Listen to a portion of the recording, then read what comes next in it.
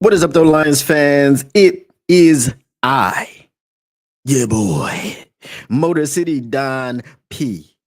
And that means one thing. And you know what that one thing means? It means that the Motor City Cats, we back at it. We came to give you stats, not none of that static. Whatever you do, make sure you keep your Lions and news pragmatic. We got some things that we're going to get into today. Today, the Detroit Lions are in mock-tastic. We're going to get to the rest of the mock drafts around the league. Maybe we'll talk about a couple little new ones before we go ahead and get into our own. But of course, we have to talk about the signings that have happened over the last couple of days. We got Brad Holmes finishing up the revamp of this secondary, and he might not be done. He might not be done because there was a guy that we lost. He was iffy. His name was iffy, and he was iffy, not talent wise. Being able to stay on the field, iffy is my Nigerian brother. You know what I'm saying? 100%. Brother from another mother. You know what I mean? He was an interception sack getter. You know what I mean? He did his thing on the field whenever he was on the field, which unfortunately wasn't much. Iffy's career in Detroit was marred by injury. I believe that he actually was injured in the divisional round of the NFC playoffs. If you saw, there was a shot of him leaving the field. I think it was in the fourth quarter, and he never returned. And that's why we had, what was his name? I don't even remember the dude's name. What was his name? What was his name? What was his name? Do y'all remember his name? Morris Norris. Okay, Morris Norris, who was the cornerback that we drafted out of Fresno State, or he was actually an undrafted free agent out of Fresno State, who was a cornerback. He became a safety, and he was playing in his rookie season after really not getting any snaps in the regular season in the playoffs. So this is why Iffy was let go, because he could not stay on the field. So the Detroit Lions have signed Avonte Maddox, Detroit native. He was on the Philadelphia Eagles for 7 years, so he is a Super Bowl champion. Now he comes home to try to bring one to Detroit. We also signed Rock Yassin. All right. So a lot of people around here saying Yassin. It's not Yassin. It's Yassin. All right. I know about these things. Just let me cook. So he played for multiple teams. I think he played for the Ravens. He played for the Colts for sure. He played for the San Francisco 49ers, had a little bit of a back and forth with Amon-Ra St. Brown. So those are the signings. So before we get into anything else, without further ado, we have a special guest today. You may have seen this man around the internets or the interwebs, however you say it, however you call it. If you're an old man, you probably say interwebs. He's been doing his thing on LNU. He's been grinding, puts out a lot of videos, a lot of updates. You've probably seen him talk about the Rock Yassin signing, probably the Avonte Maddox signing, and whatever else we've been doing this offseason. So I brought him in here. We're going to be talking about the draft because it's mock draft. We'll get his opinion on some of these signings as well. Without further ado, everybody, welcome to the stage, Mr. Chicken Nugget King 313. Hey, how you doing, man? Hey, that intro right there reminded me of John Mason. That was like some nice PA announcer type move. You did a good job with that I do show, what I but it can. feels good to be here, man. Feels good. Feels good. Appreciate you, Richard. So, what you been up to, man?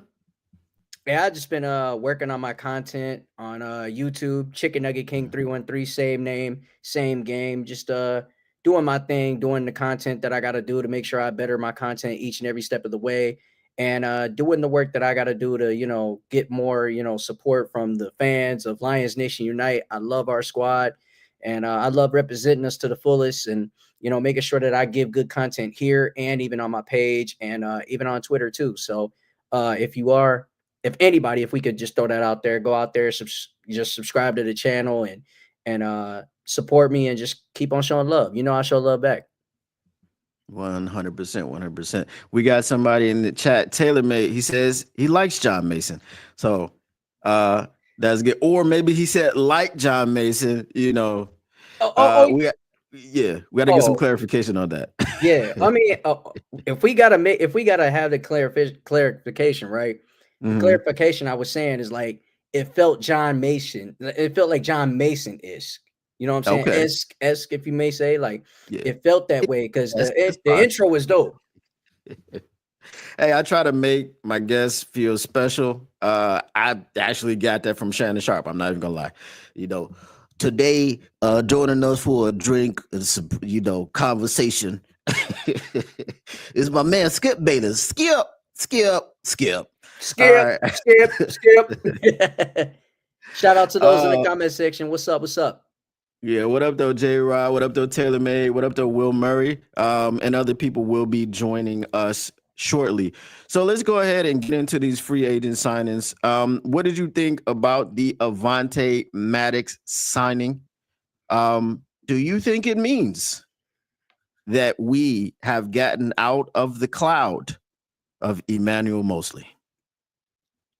Absolutely. Absolutely, wholeheartedly. It was only right that we let go of Emmanuel Mosley and let the door, open for him to leave and go see where he can get his opportunities at.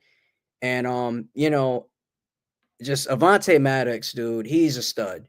I don't care what nobody say. He could definitely play on the field. He can make some plays, get out there, and just make the opportunity count and showcase that he can be one of the best DBs in the game. Even if he did, go out there on special teams, he was willing to make opportunities count and just flourish. And I like his style. I like his game. He may be small, but he's pretty physical. He has that gritty. He has that passion to his game, and that's another notch on Brad Holmes' belt to, shore up the DB room and then get ready for the draft where we can just go out there and attack the real issue, which is, edge help and, defensive line help.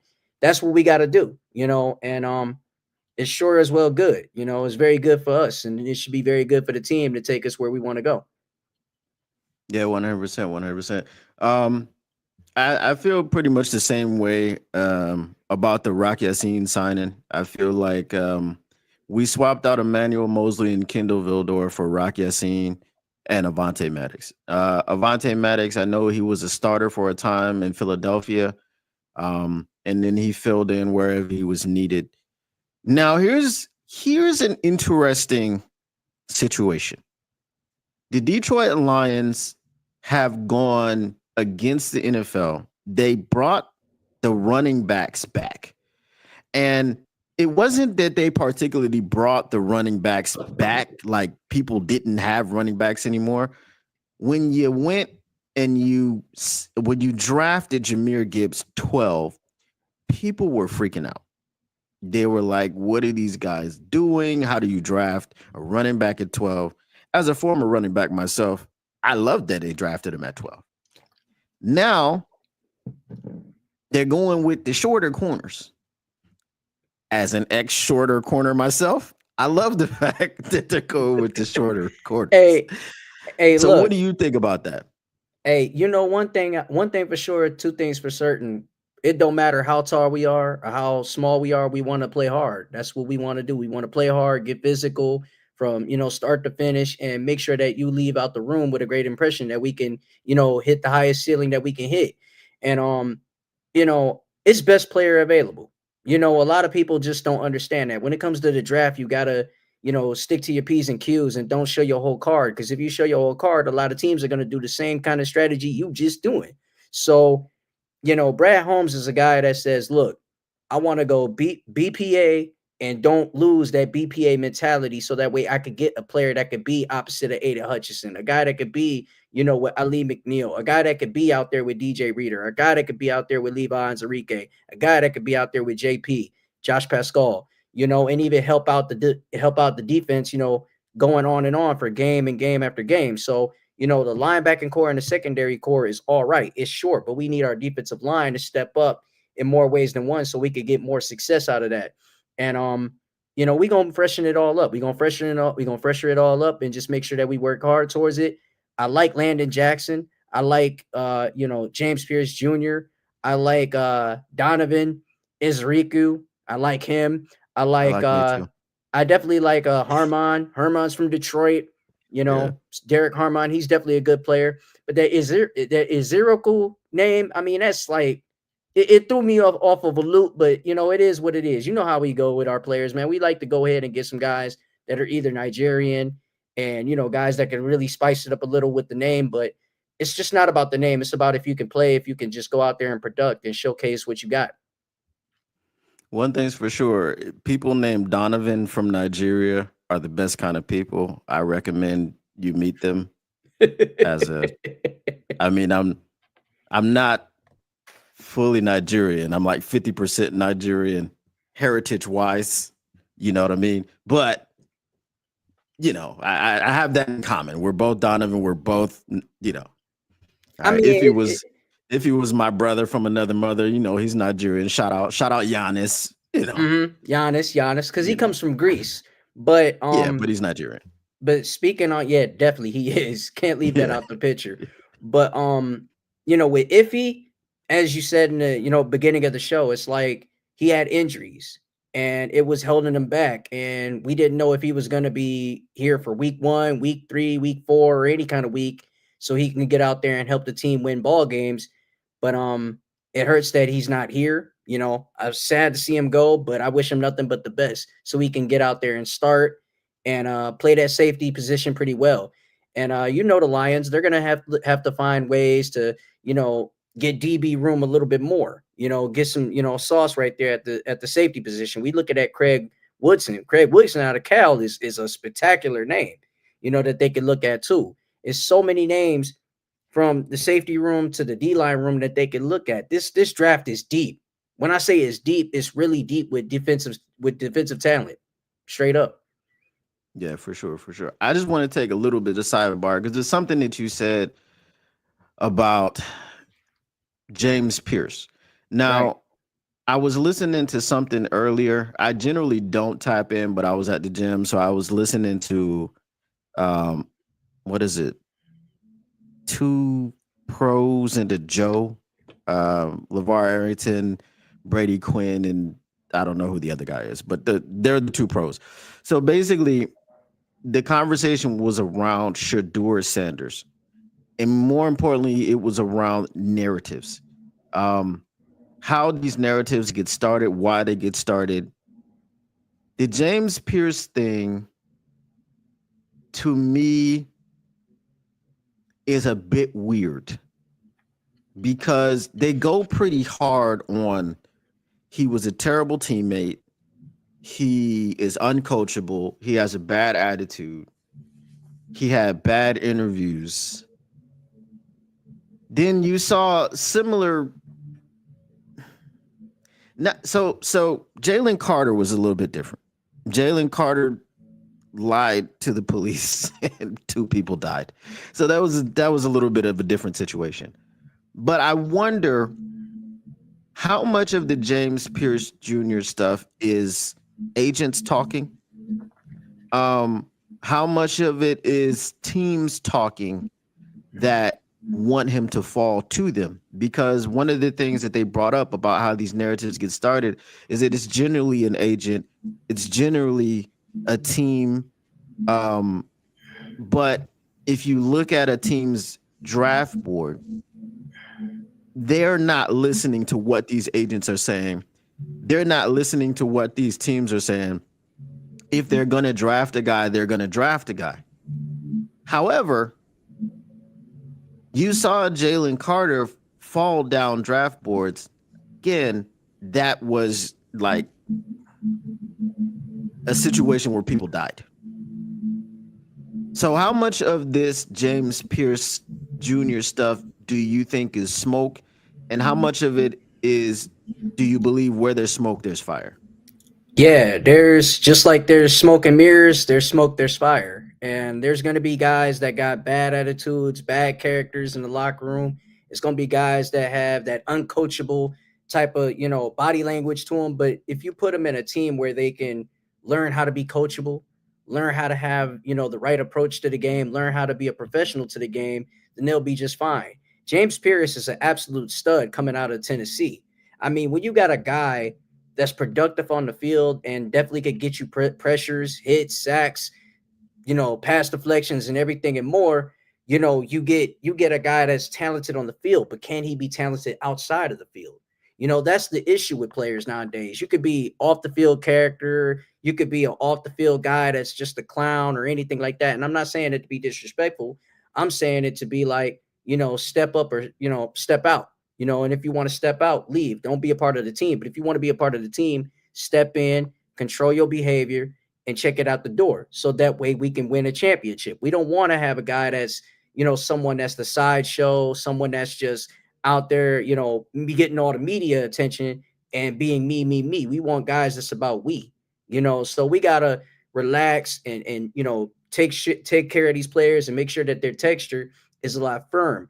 And you can even look at James Pierce Jr.'s numbers from last season in college. It's great. It's solid player, got a good IQ. It's just that he's misunderstood. And we know what to do with misunderstood players. We bring them to the right team, point blank. Right. I think I agree with that. I believe that this culture has been built and it's been established. I don't think we're doing that anymore. We're not establishing the culture, building it. I think everybody knows what it is to be here. Um, another pivot, because I'm gonna say something. Jalen Carter was probably the BPA. However, we got Jahmyr Gibbs. If you said BPA on defense, you go Jalen Carter. If you say BPA on offense, you go Jahmyr Gibbs. I'm completely satisfied with Jahmyr Gibbs. Jahmyr Gibbs is my favorite Lions running back after Barry Sanders, and he's only been here 2 years. It was going to be Javed Best, but Javed, he just couldn't stay on the field. I think Jahmyr Gibbs is better. Maybe I could bring up my Slightly. microphone more. Are you good? Yeah. Oh, they're saying they couldn't hear you. I seen the microphone. I was like, I don't want to be left out without the microphone. No. But yeah, as you were saying though. Yeah, so I was saying I think Jahmyr Gibbs is probably better than what Javed Best could have been. Javed Best was electric. I'm still waiting for Jahmyr Gibbs to be on Monday Night Football against the Chicago Bears and hit an 80-yard run up the gut. I mean, he did it against Tennessee. It was 77 yards around the outside. But there was a tweet that I saw, and I remember the guys. I'm just not going to say his name. The last time I couldn't find the tweet. This time I know where it is. I know who the guy is. The guy is he's a Brad Holmes glazer. Now I'm not saying that it's again. I'm not a what would you call it? A Brad Holmes detractor. I believe that we let Brad Holmes cook. I believe that Brad Holmes has not steered us wrong at all. What he's done, the results have shown themselves on the field, unquestionably 100%. As an older Lions fan, though, who grew up watching Barry Sanders, who has never seen a Super Bowl appearance, we started to get a little bit anxious. Now the signings have not made, they've made a ton of sense because everyone that Brad Holmes has signed, we needed him to sign. We needed Roy Lopez, right? It wasn't a situation where it was like, oh my God, who is this guy? Why are you bringing him in here? He didn't have a name, but when you watched his film, when you watched him play against the Detroit Lions, you understood it. You also needed him because Ali McNeil in no world is going to be available for week 1. Okay. Mhm.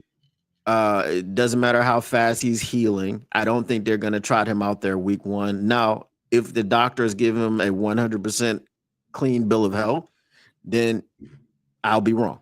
But I don't think so, because I think the injury happened in week 14? It happened against the Bills. Okay. So that's pretty late in the season. If you want context to that, look at TJ Hawkinson.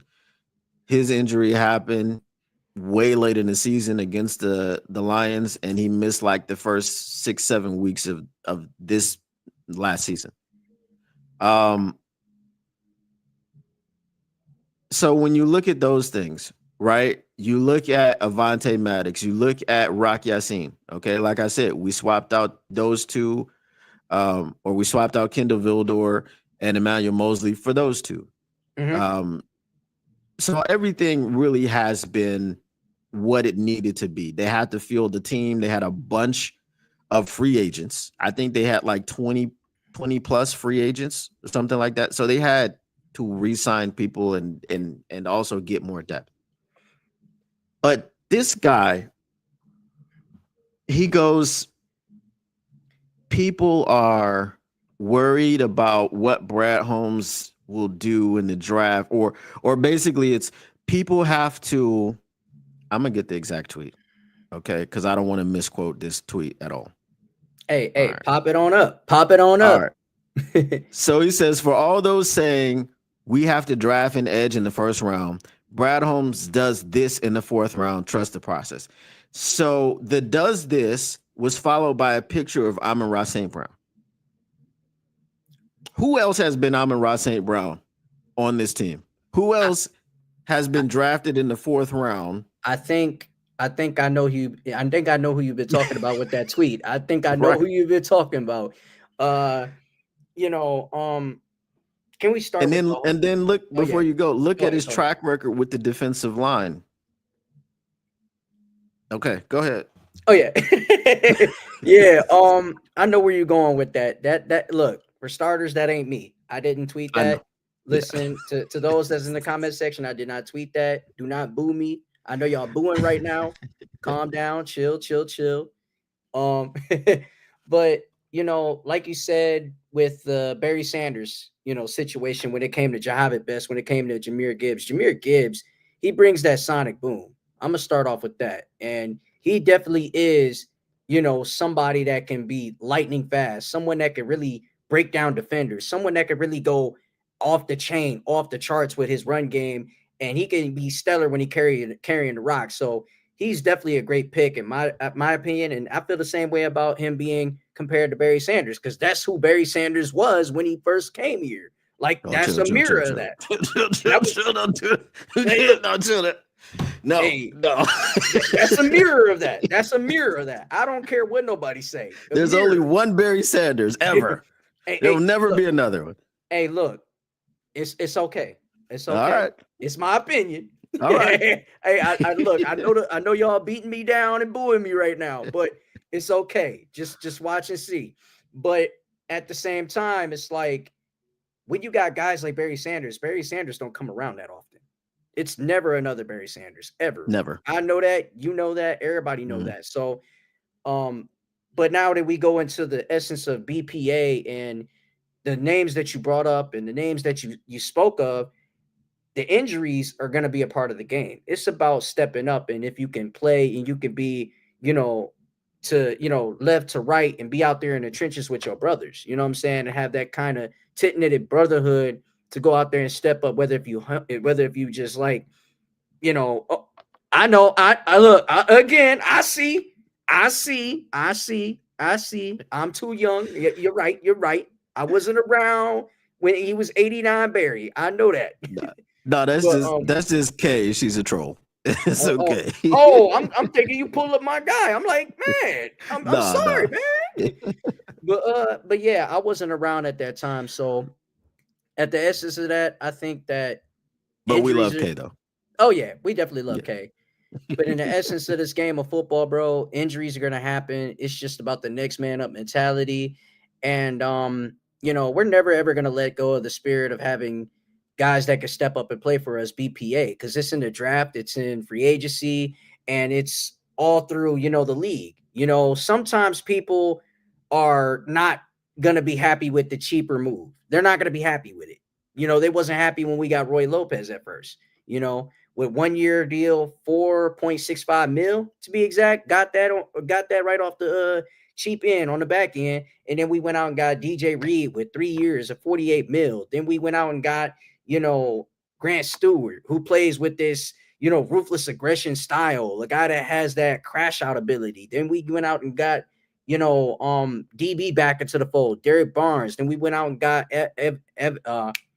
Avonte Maddox. We picked him up, and then we went out and got Rocky Sin. So, we got guys that might not have a large name, but their talent speaks louder than the name. You know what I'm saying? It's all about making the talent look good on the field. Hard work, discipline, perseverance, guys that got the great character in them, so fans can look into them and say, hey, I love it. I love what they bring. They might not be, the Harold Landrys. They might not be the Trey Hendricksons. They may not be the TJ Watts. They might not be, the guys like Chris Jones. They might not be those names, but they have their own name, because that's where they lay it out there on the line. They lay it out there on the field. Action speaks louder than words with the name. So let's not lie with that, So I mean, it's all good. So we're gonna be all right. I think we could get it and go from there.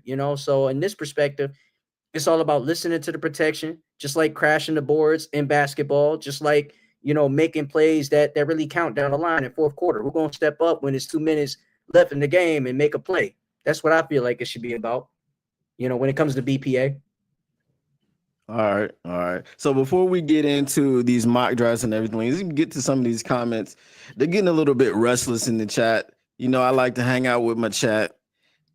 Kay misses me for sure. She's, All right. So we're just gonna take it back to what we've been talking about. So Zach J says, although I will say during the draft that I about lost it when we didn't draft Amon in the third.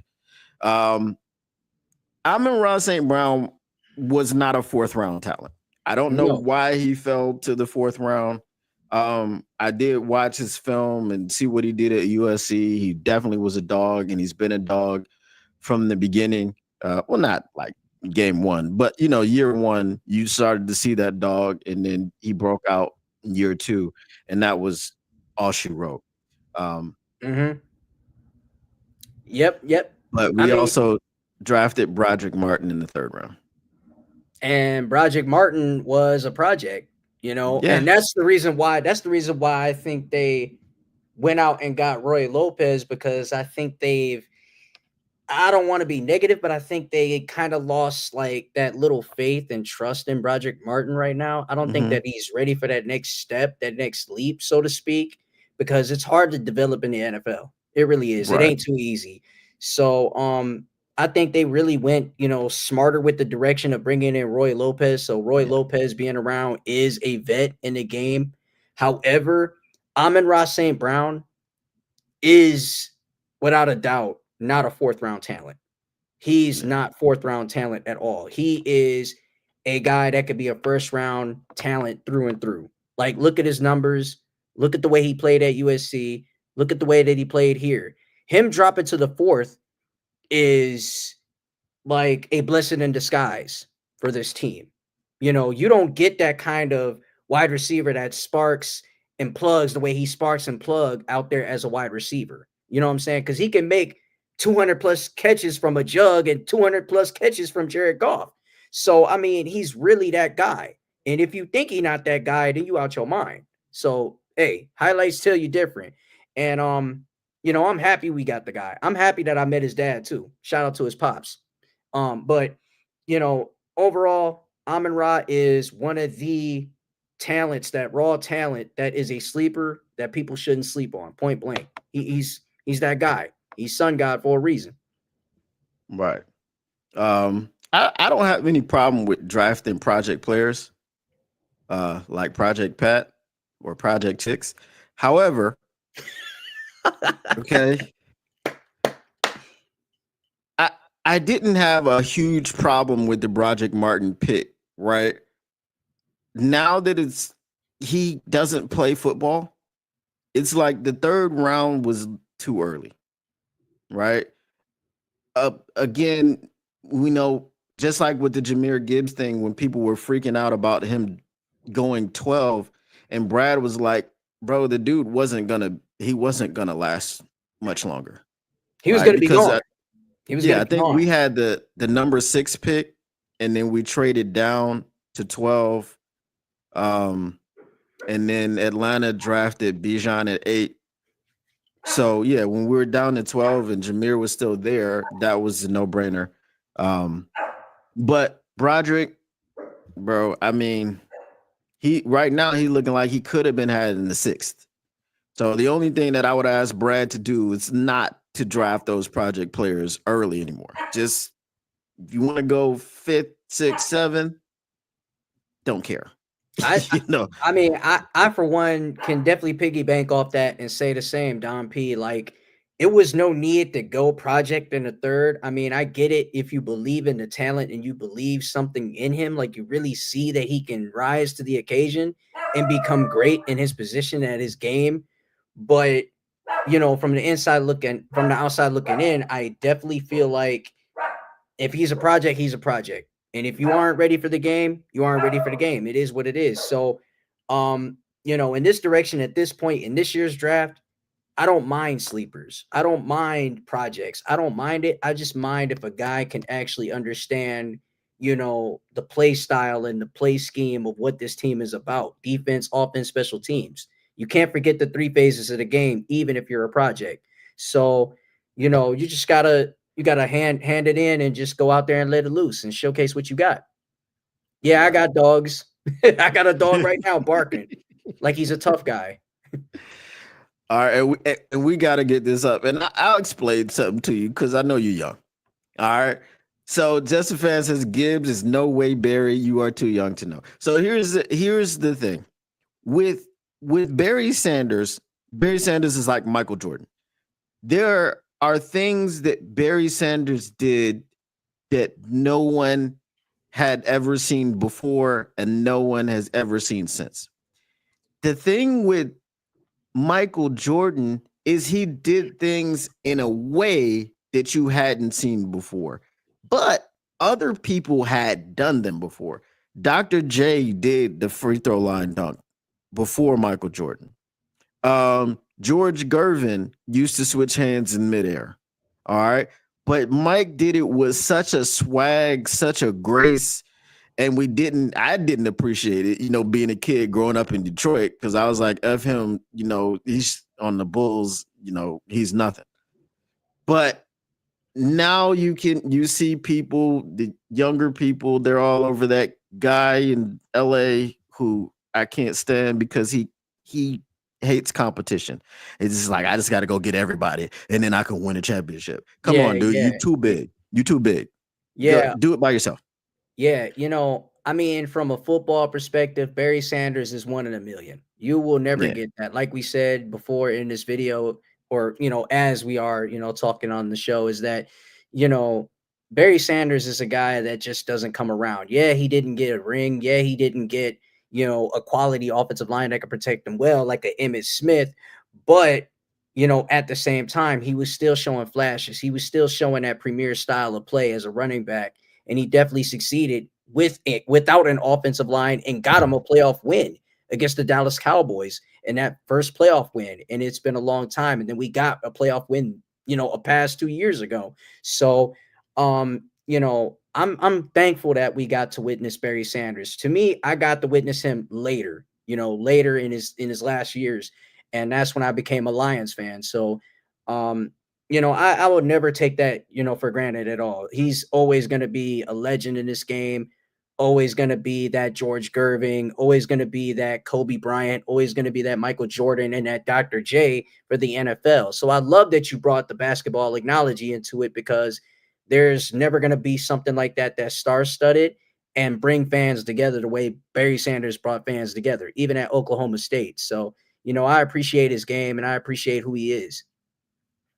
Well, for those of of you that know me and everybody in the chat knows me, Barry Sanders is referred to as my football father. So, uh, again, let me shout out LNU. For members of LNU will be releasing content with Lions legends. They'll be doing interviews with Lions legends. One of those Lions legends on the docket is Barry Sanders. So after this show, I need everyone to go to the Lions Nation Unite Twitter. I need y'all to go to their YouTube, and I need you to put in this message. Let Motor City Don P interview Barry Sanders or we riot. That's what I need you to put. I just need you to spam them Hey, with hey, that. hey, yeah, I love it. I love it. I would love to see that. You know, it's a long list of great Lions legends, not just only Barry Sanders, but it's Herman Moore who gave me a shot on LNU. It's Mhm. Charlie Sanders, Billy Sims. It's so many great Lions legends that wore the Honolulu blue and silver with pride and dignity. It's a lot of them that did that, and it's crazy how people just sit back and say, well, this franchise didn't have great names. This franchise was the New York Knicks of the NFL. No, this franchise was something that was successful way before the 0-16 seasons. Let's not forget that. We had a team that was great, that was willing to win, that was having excellence committed every single day. And they had players that was, all about the team and all about the city. So things have changed in that time. And Lomas Brown, too. I can't leave out Lomas Brown because Lomas Brown, if you're watching, shout out to you. Chicken Nugget King is saying hi to you. Um, but yeah, it's so many great names upon names that laid down the foundation for this franchise and made me proud to be a Lions fan. So without them, it wouldn't be me cheering on this team. All right. Um, let's go ahead and get into what we came here for. Uh, we'll go through some comments. If there's anything that that we need to stop on, we'll stop on it. But all right, so that was the first one we put up there. Let's see. Taylor Made said, "Is it possible that telling the fans BPA is just a way to tame expectations and not telegraph your draft?" I think so. I would agree with that. Um, Yeah, I like that. I like the thought of that, Taylor Made. I like the thought of that. so Joseph Murdoch says, "I watched BS rookie season until he retired. Incredible player to watch live at the Silverdome." Um, let's see. I actually got snuck into. Okay, so my dad, when I was a kid, his best friend was a Jamaican dude named Larry Sangster. Okay. So, he was Jamaican. So he introduced me to some things like jerk chicken and also sneaking into professional football games. All right. Nothing against, I'm not trying to insinuate anything when I say that about Jamaicans, but, before he came along, I didn't get into no games. All right. And I watched Barry Sanders at the Silverdome play the Cincinnati Bengals. Right. Ooh, what year? I What don't year? I don't even remember. Ah, I I mean, you. remember I I mean, remember the game. I probably can figure it out if I go back and look. hey, look, you probably would have dropped a actual like diamond in the rough for people to be like, yeah, you were at that game. Yeah. Wow, like Yeah. that's what you could have did for us. But I don't like, remember the year. yeah, I see, mean, the Bengals don't come to the Silverdome often, so yeah, I could probably look through and figure out. yeah, like my favorite game watching Barry Sanders is the game that he had with the Lions against the San Francisco 49ers on Monday Night Football. I literally watched that on YouTube. Yeah. Yeah, so that was a heck of a game, and it was sold out in the Silverdome at that time because it was loud. Like it was compared to like how Ford Field is Yeah. loud, but it's a different like atmosphere than it is because it's a whole dome at Ford Field. Still a dome Mhm. at Silverdome, but it was like off the like craziness loud. So Yeah. yeah, that's a great game for me to watch as a youngin. To witness who he really was early on. Yeah, the Silverdome was crazy. Like people fighting and it was a crazy place. All right. Could be Amon Ra dropped to the fourth because of who his father is, No, just like Shador is gonna drop because of who his father is. I'm not. I no. don't. I don't agree with that one. Um. Yeah, he said that's why the project's crazy to me in the third because Amon Ra got picked in the fourth. Let me see anything else. All right, we'll give K some love. Nobody wants to play for Detroit teams because the owners don't spend money and they don't want to win. All right, K. Oh, look, K. That's the old. That's the old. Okay. That's I the mean, old. That's the old. That's the old. like I think what are we? One of the only cities that's the city of champions where all of the major teams won a championship in the same year. Now I know that was a long time ago and none of us were alive, but it happened. It Yeah, happened. In Detroit. that last championship win for the Lions was 57.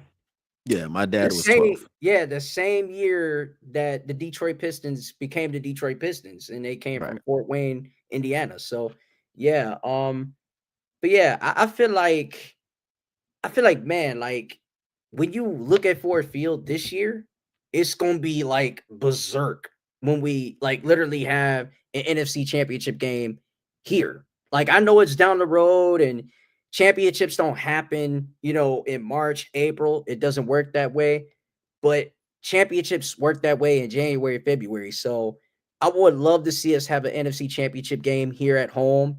I would love to have that here. I would love to see our atmosphere. I would love to see the fans just go at it and get crazy, get loud. The way we get crazy, get loud.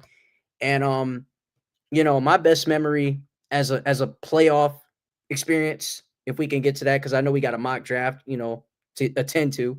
But my best playoff memory was going to that 2023, wild card game where we won our first playoff game in 30 years. And I literally told Jason Hanson. I said, "Look, this is for you. We're gonna win this game." Because he was up at a row that I was sitting in, and he was talking to some people that was there. So I said, "Hey, yo, Jason, how you doing?" He goes, "Hi," and then I said, "Hey, back." So I let him know. I said, "Look, this is for you. We win in this playoff game for you." He shook his head and smiled, and then lo and behold, we won, and I cried. And so that was one of the best moments I'll never ever forget as a Lions fan. And I want us to experience more than just that. I want more bigger experiences just like that for us. 100%.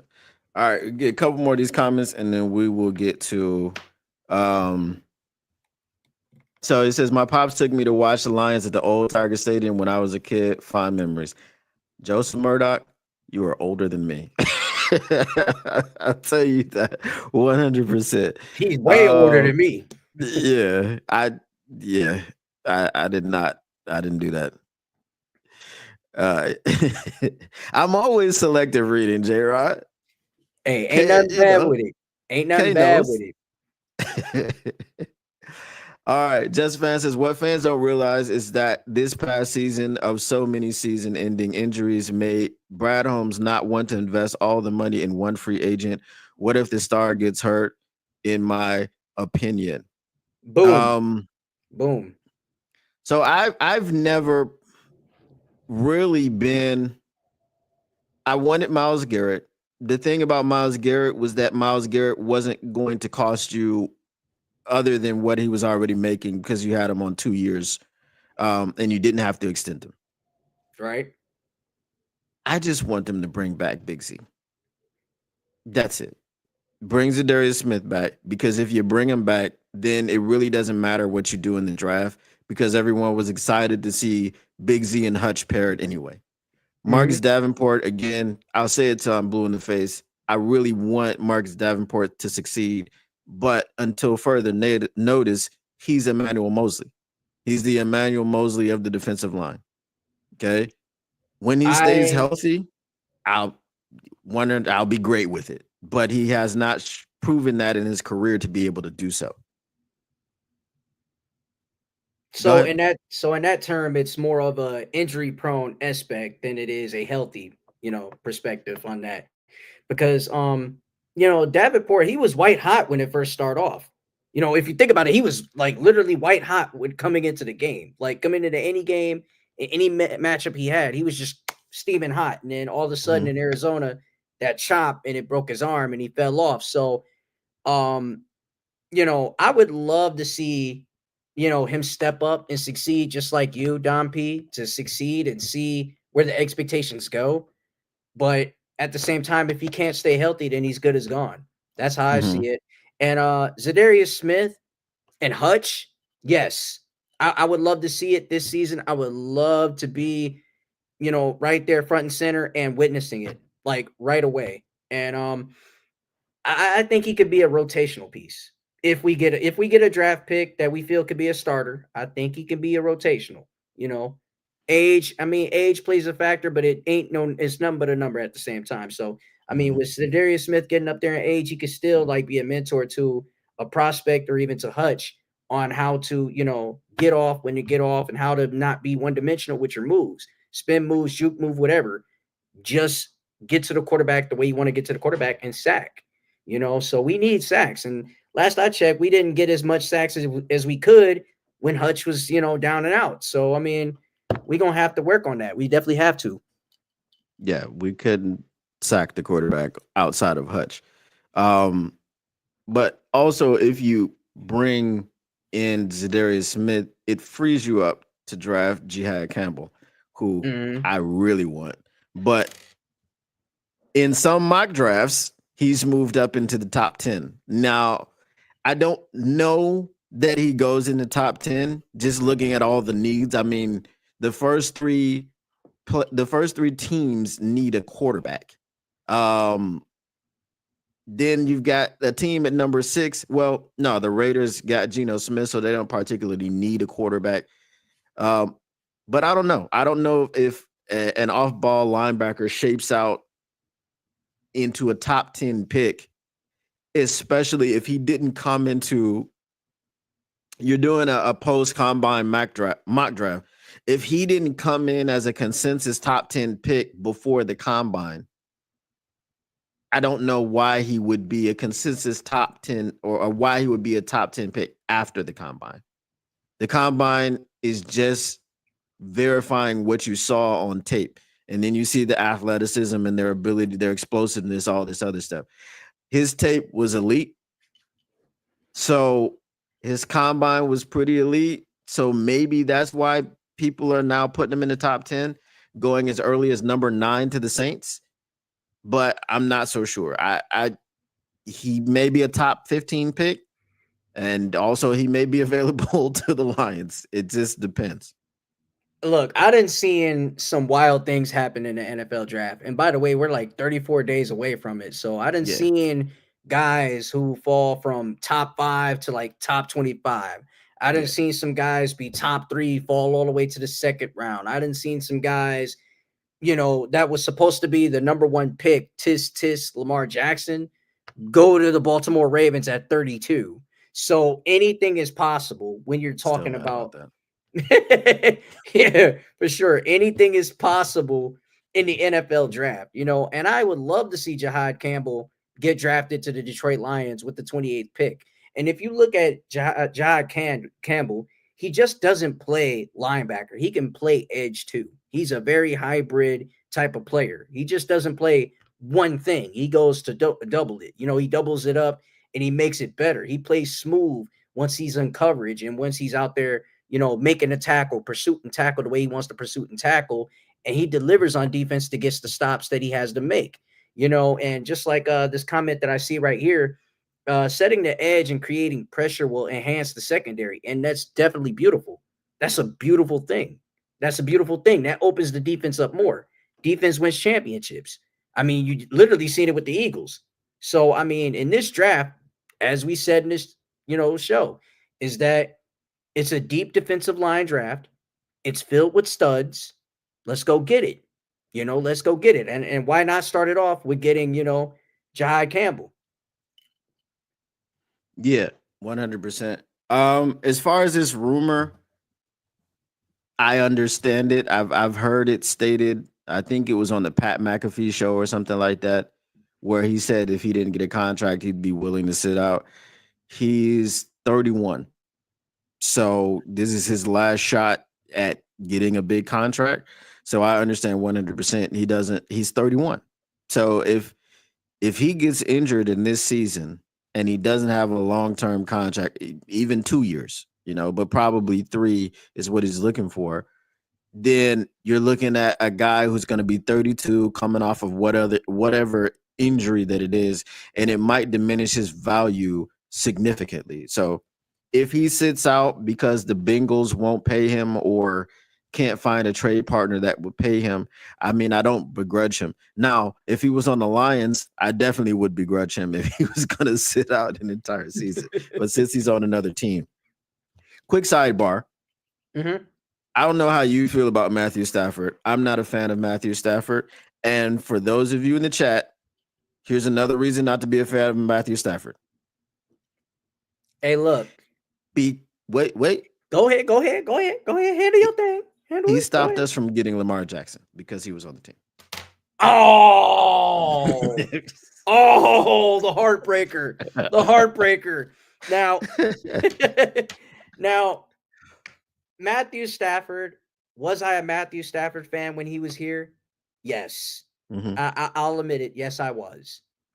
But when he left here to go get a ring, I said, okay, you know what? It is what it is. Move on, move forward. It just didn't work out with him. So now I got to, live with the fact that we have Jared Goff. Oh, I love that. I love it. I do look like Gus Johnson. I do. I'm probably his twin.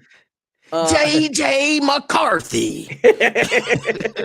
But yeah, Matthew Stafford's years is done. It's done. It's over. It is what it is. I left it all behind. And I moved on with JG, so I'm happy with JG.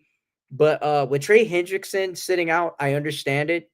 It's just a completely understandable situation when you're 31 and you're trying to shoot for the moon and get a Super Bowl ring and you're trying to be competitive for the next year to come.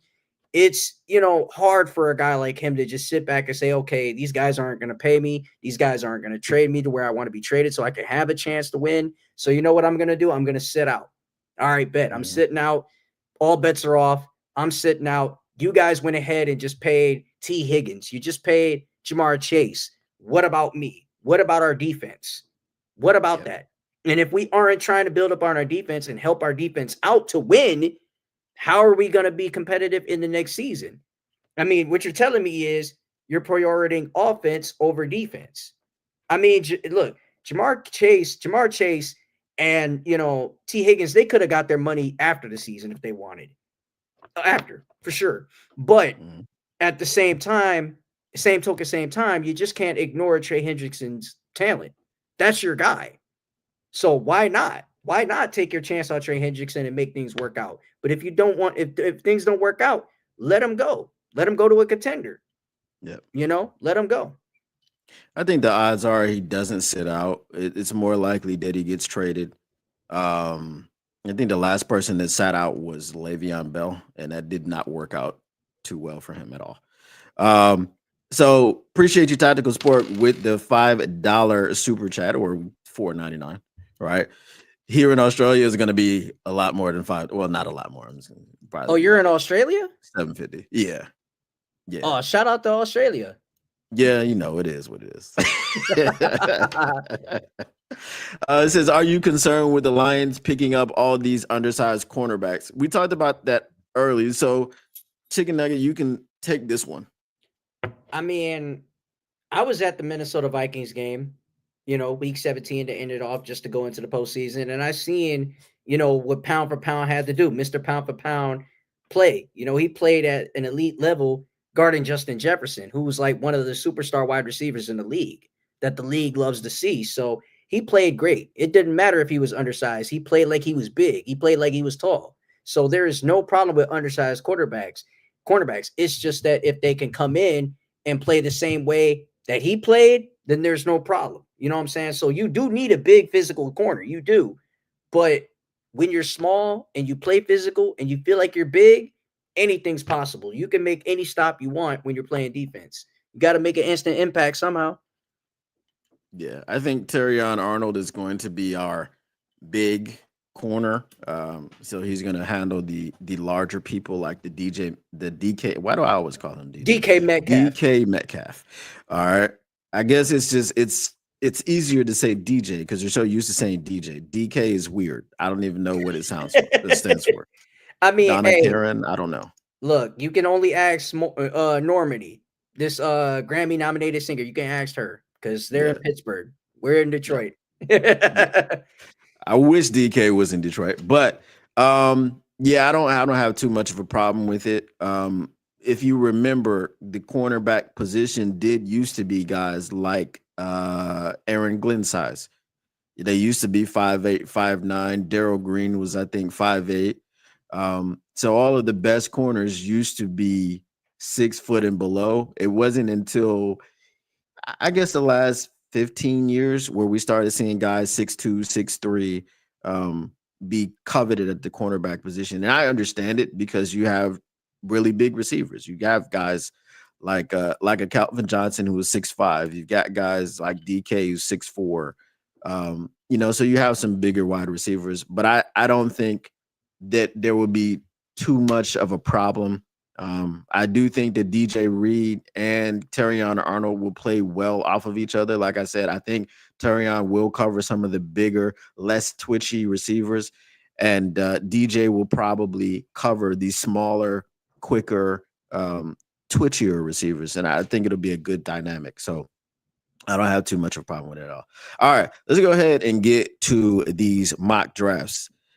We left off with, and I'll speed round them because I know y'all want to see us do a mock draft. So I'll just speed round these mock drafts, and then I'll ask you what you think about the Detroit Lions pick. All right, so we left off at the 33rd team. So I'll go ahead and do that. 33rd team, NFL mock draft. Number 1. All right. Number 1, they have Tennessee taking Cam Ward. Number 2, Cleveland takes Abdul Carter. Number 3, New York takes the New York Giants take Shador Sanders. Number 4, New England takes Travis Hunter. Number 5, Jacksonville takes Mason Graham. Number 6, Las Vegas takes Armand Membu. Number 7, New York Jets, Tyler Warren. 8, Carolina Panthers, Jihad Campbell. Okay, now I told you I've been seeing him go in the top 10. So he goes as early as number 8. That's the earliest I've seen him go. Number 9, New Orleans takes Will Johnson. Number 10, Chicago takes Ashton Genty. Number 11, San Francisco takes Kenneth Grant. 12, Dallas takes Will Campbell. 13, Miami takes Jade Barron. 14, Indianapolis takes Colston Loveland. 15, Atlanta takes Shamar Stewart. 16, Arizona takes Kelvin Banks. 17, Mike Green. Bengals. Seahawks, 18, Matthew Golden. Tampa Bay, 19, Nick Emanwari. Denver, number 20, takes T-Mac. I don't even try to say his name anymore. I don't know what it is. Pittsburgh Steelers, number 21, take Omarion Hampton. They might be taking Aaron Rodgers as well. So having a running back would be make him pretty dangerous, I guess. Aaron Rodgers is past his prime. He's Young past his legs are out there. prime, but he's better than Mason Rudolph. I'll tell you that much. Oh, true. I won't argue that. Los Angeles at 22 takes Jalen Walker. Green Bay, these damn Packers, take Michael Williams at 23. Minnesota Vikings, Derek Harmon, 24. Houston Texans, Emeka Egbuka, 25. That would be dumb. They need offensive line help in the worst way. Number 26, Los Angeles Rams takes Carson Schwessinger. Schwessinger, out of linebacker, out of Schwessinger. I don't know. Out of UCLA. The kid out of the Bruins. Yeah. 27 Baltimore Ravens take Darian Porter, cornerback, Ohio State. And the one you've been waiting for. Here we go. With the 28th pick The Detroit Lions select Tyler Booker, offensive guard, Alabama. Oh, Alabama, Bama, Crimson Tide. Yeah. Okay, okay. So, yeah, he's definitely gonna shore up the offensive line if he's there. And he's pretty tall. He's strong. He's fearless. He plays with that, hard nose, type of attitude. That's what you got to have on the offensive line when you have Penei Sewell, you have Glasgow, you have Ragnow, and you have guys like what's my other guy? Yeah, Christian Mahogany. You got Mahogany out there who's starting, and he could definitely help out. He could definitely contribute in the offensive line, but I don't think offensive line should be the need at that point at 28. I think the need is just to go to get edge help. You know, I don't I'm not upset with the pick. I think that if the pick is there, then you're definitely going to get some more strength added to the team. With Gianno Manu, being selected from last year too. So you're going to get tall and strength, out of offensive line. All right. So I'm not going to give my opinion. I understand the need for offensive guard, but let me look at the rest of the picks of the first round. At number 29, Washington takes Malachi Starks, safety. Number 30, Buffalo takes Walter Nolan. He's still on the board. Number 31, Kansas City Chiefs take Tyleek Williams, interior defensive lineman out of Oh Hell No State University. And number 32, Philadelphia Eagles select Donovan Ezeraku, edge out of Boston College. Yeah, that's a loss out. That's a loss out right there. So if there are players on the board in this mock draft that if you went and took those players, I'd have been a lot happier. I can't be particularly upset at an offensive lineman, but let me tell you, I will be upset for 24 hours. Okay. Because we're going to sit there. If we wait to 28, we're going to sit there all that time, 3 hours, wait until 28. And then we got an offensive lineman, not a defensive lineman, an offensive lineman. That's why I was saying you bring Zadarius back. If you take a tackle or a guard or whatever, anything other than a wide receiver, because if you take a wide receiver in the first round, I'm done. I'm just hopping off. You know what I'm saying? Yeah, look, we already got enough wide receivers as it is. We already got enough offensive linemen as it is. We already got enough of that, Yeah. I think that at the 60th pick, it should be just defense, through and through. The worst part of Stafford is his wife. Harsh, harsh, Zach, harsh, bro. But yeah, at 60, if it's offense, then yeah, you could just call the whole draft off from there. Just go defense. Yeah. Don't do nothing else but do defense. At 28, we talking about taking 60. Like, I won't even be mad. Like, obviously, don't get a wide receiver at 60. But if you at 28, if you got Jihad Campbell, if you got, well, I'm not gonna say 28 in the first round. If you address the edge position, I'm cool. Right? Just like last year, had you been able to get Jared Verse, the rest of the draft wouldn't even matter for me. The rest of the draft actually didn't matter because when you didn't get Jared Verse, I quit. I was done. And then he went on to be the defensive rookie of the year. See with that, Dom P, there's a guy out there that has the name Jared, okay? Jared Ivey out of Ole Miss. Yeah. If he's there at 60, no brainer, snatch him up. Snatch him up. Get him. Yeah, at 60, if he's there, and that's the guy that I'm like, okay, my perfect draft for the first two rounds would be Jihad Campbell round 1, Jared Ivey round 2. If you did that, whatever you do, the rest, it doesn't matter because we've pretty much shored up that side of the ball. Yeah, hands down. Our front seven is set. All right, let me get to what's the next one. All right, you got time? You okay? Yeah, I'm good. I'm good, man. I'm Okay. good. I can All handle right. this. I just want to make sure. Look. I I'm I just want to stretching make sure. out. Hey, just trying to get the workout right. All right. So we did the 33 team. Now we're gonna go to Fox Sports. So we got Fox Sports, then we got the Pro Football Network. Then we will jump into mock drafts of our own. Okay, cool. If you want to do yours first, let you do yours first. Then I'll do mine second because you're the guest. All Hey, right. why not? Why not? Fox Sports, number 1, Tennessee, Cam Ward. Number 2, Cleveland, Travis Hunter. Number 3, New York Giants, Shador Sanders. Number 4, New England Patriots, Abdul Carter. Number 5, Jacksonville Jaguars, Michigan, Will Johnson. Number 6, Las Vegas Raiders, Mason Graham. Number 7, New York Jets, Will Campbell. Number 8, Carolina Panthers, Jalen Walker. Number 9, New Orleans Saints, Michael Williams. Number 10, Chicago Bears, Kelvin Banks. Number 11, San Francisco 49ers, Jade Barron. Number 12, Dallas Cowboys, Ashton Genty. I think if the Dallas Cowboys draft Ashton Genty, it's like, what are you doing? What are you doing? Uh, you're gonna have to fix your offensive line. You lost. Um, What's old boy's name is always injured, got back problems, but he was a dog when he was healthy? Martin?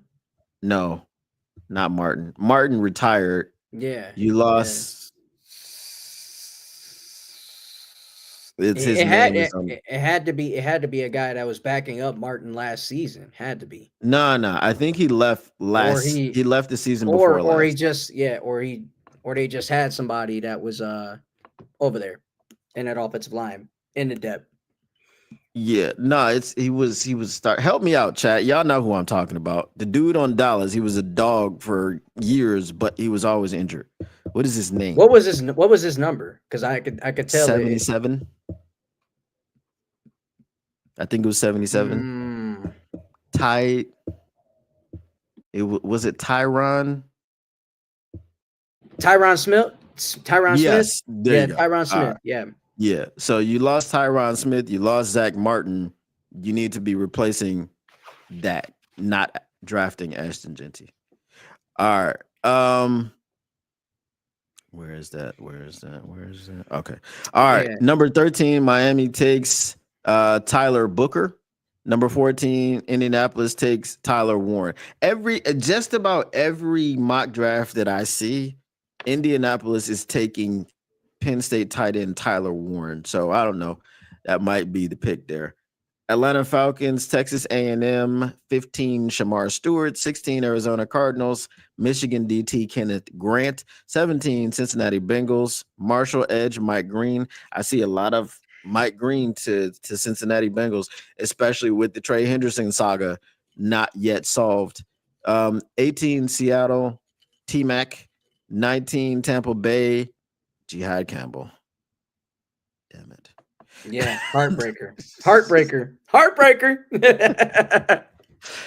All right, 20 Denver Broncos, Matthew Golden, 21 Pittsburgh Steelers, Armand Membu, 22 Los Angeles Chargers, Colston Loveland.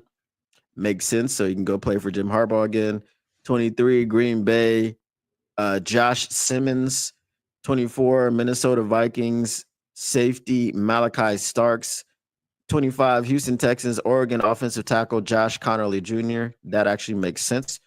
Los Angeles Rams, Emeka Egbuka doesn't make sense. They got, whatever. It doesn't. It does not. They got Puka, they got Devontae, but Devontae is a 1-year deal. So I could understand it. Their defense is already pretty good. I would think that they probably should kind of shore up their offensive line. So that Stafford doesn't get another back fracture.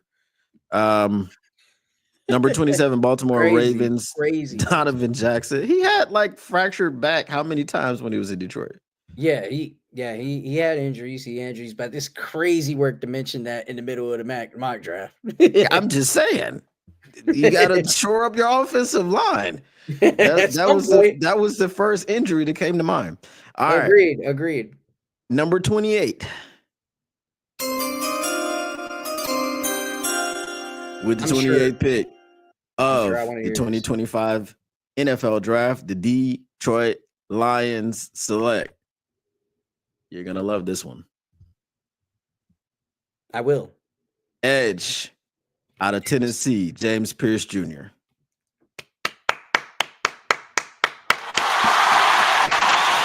Round of applause. Hey, I mean, think about it. Think about it for a moment. It's not a Bama guy. Okay, it's not a Bama guy because Holmes, he loves his Bama guys. That's what he likes to go with because this time it's a Tennessee Voltaire that plays out of Tennessee. So, I like the pick. I'm sure you like the pick, and I'm sure Detroit loves the pick. So we're hoping that he can be there at 28. And I don't want to call it like a edgy pick. I want to call it like a okay, Boom. yeah, That's the type of pick I want to just say it as. Because he's Like an edge. yeah, and it's an edge. And you know, I think as long as he can put his behavior or whatever they want to call it, off the field antics aside and just be about the team like we talked about earlier, then we can go from there. That's all I feel. That's all I can feel to care about. Yeah, I mean, again, from just understanding from what the professionals football players are saying or former football players are saying about how these narratives get started, it's how much of it is a fabricated narrative and how much of it is true. I mean, obviously the kid is not a Boy Scout. You're not gonna say someone has this problem, that problem, that problem, and he's just like, what are you talking about? I've never done any of this. you Right, know, right, right. It's like not to my knowledge. Like, come right. on. So there's something, but Right. how much is it? That's all I'm saying. If you were out on Jalen Carter, he lied to police about two people dying. That's understandable. I understand that. But if it's a guy that has a bad attitude, whatever, I don't Yeah, care. Can he it's play? easy to fix. And mind if I respond Go to ahead. this Shadir Sanders to the Giants? Yeah. Okay, how can I put this way? Bright lights, big city, media, that's New York. Shador Sanders loves the media. He's a media guy, and he wants to speak just like his dad. He likes to get the bar rolling, so to speak. And yeah, did he do good in Colorado? Yes, but however, this is the pros. It's a whole different game. Shiloh got outworked at the East West Shrine game, so if Shador don't bring it and his brother don't bring it, then it's everybody's gonna come out talking about, oh well, Deion Sanders, his sons, they're nothing but bust now. They're not living up to the hype. They're just all talk. That's what's gonna come out. So if he goes to the Giants, live up to the hype and get ready for that New York media because they are. Uh, I don't want to put too much emphasis on it, but New York media, they will get on you like white on rice if you don't show up and play. Put it that way. Well, one thing's for sure, I don't believe we'll see a situation where um Deion Sanders rolls up on Stephen A. Smith at a Knicks game and Oh, tells him to keep Shador's name out of his mouth. yeah, I mean, we don't want to see that kind of like Stephen A. Smith, LeBron type of moment because Yeah. it's like, come on, man, you just gotta let the kid ball, bro, to prove his point. Just Yeah. ball and prove your point, and shut up the naysayers. Hell, I mean, shut me up if I talk crazy. Shut up, Don P if he talk crazy. Even though I don't want that to be him talking crazy. I just want I just want you to showcase why you were picked, why we believed that you were the guy. Even though I'm not a Giants fan and I'm a Lions fan and this is Lions, type of, product. But I'm saying to a football fan's perspective, just ball. We don't care about you flashing your wristwatch or you rapping and all that. We don't care about that. We don't care. Just ball. Just ball. That's all you have to do. Just ball. Wake up and ball. Because the minute you get out there and ball, everyone's gonna stop all the criticism and all the hate about you. They're gonna really ride with you. They're gonna say, "Hey, I witnessed greatness from start to finish, point blank." Yeah, 100%. Um, and as people said, he didn't do that with Skip. Hey, I know he didn't do that with Skip because he ignores Skip. He don't got time for Skip. I guess he was hurt because it was the black man that said this. Be like, dude, your son's garbage. It's okay. Hey, It's, hey, averaging 1.5 points per yeah, game and yeah, still sitting on the bench and being a 55th overall pick, yeah, yeah, that says the least for you. yeah. Doesn't say much. All right, let's get to the Pro Football Network draft. Um, yeah, Pro Football Network. They changed it. Was it the Pro Football and Sports Network? So they've changed it now. Okay, Ooh. Hey, that's they interesting. changed it up then. Yeah, Fastball. because it's profootballnetwork.com, but now on their site they have Pro Football and Sports Network. So they've got MLB, NASCAR, NBA, NFL, WNBA, WWE. So yeah, they went way off the rails. All right. Number one, Tennessee Titans, Abdul Carter. Number two, Cleveland Browns, Cam Ward. Number three, New York Giants, Shador Sanders. He keeps going number three to the Giants. Number four, New England Patriots, Travis Hunter. Five, Jacksonville Jaguars, Mason Graham. Six, Las Vegas Raiders, T-Mac. Seven, Chicago Bears, trade with the New York Jets. Take Will Campbell, offensive line. I can see that happening. Number eight, Carolina Panthers, Michael Williams. Number nine, New Orleans Saints, Will Johnson. Number 10, New York Jets trade with Chicago, Tyler Warren. Number that no. You don't have a quarterback and you're taking a tight end. What is that? That makes no sense. All right. Number 11, San Francisco 49ers, Kelvin Banks Jr. Number 12, Dallas Cowboys, Ashton Genty. Again, number 13, Miami Dolphins, Shamar Stewart. Number 14, Indianapolis Colts, Colston Loveland. I guess Indianapolis really needs a tight end because I've never seen them take other than a tight end. Number 15, Atlanta Falcons, Mike Green. Number 16, Arizona Cardinals, Armand Mimbu. Number 17, Cincinnati Bengals, Malachi Starks. 18, Seattle Seahawks, Emeka Egbuka. 19, Tampa Bay Buccaneers, Jalen Walker. 20, Denver Broncos, Matthew Golden. 21, Pittsburgh Steelers, Jackson Dart. 22, Los Angeles Chargers, Luther Burden III. 23, Green Bay Packers, Jade Barron. 24, Minnesota Vikings, Nick Emanwari. 25, Houston Texans, Josh Simmons. 26, trade with LA Rams. Philadelphia Eagles select James Pierce Jr. 27, Baltimore Ravens, Donovan Jackson, offensive lineman. Now, the one that you've all been waiting for. Drum roll, please. With the 28th pick of the NFL draft, of the 2025 NFL draft, the Detroit Lions select Derek Harmon Jr. Oregon Duck. What do you think of that Oregon pick? Duck. Hello. Oregon Duck. Don P, I think you should take it from here with that because I know some Oregon Ducks that came and played for our franchise before with Joey Harrington, Panay Sewell. How do you feel about Derek Harmon? Is he a guy that could be off the 3-4 or the 4-3, so to speak, in defense? I believe he could be a 4-3 defensive tackle. I know he's very versatile. He can move inside and outside. He's quick. He's explosive. Isn't he a Detroit native? Yes, he's from here. He's from the Motor City. That Okay, so he definitely is is from something here. to look at. Yeah. However, the Los Angeles Rams traded with the Philadelphia Eagles in this draft. And with the 32nd overall pick, the very last pick in the first round, they stole Jared Verse from us.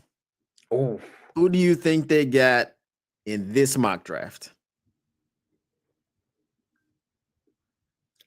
look, In this mock draft, I definitely think they would go with.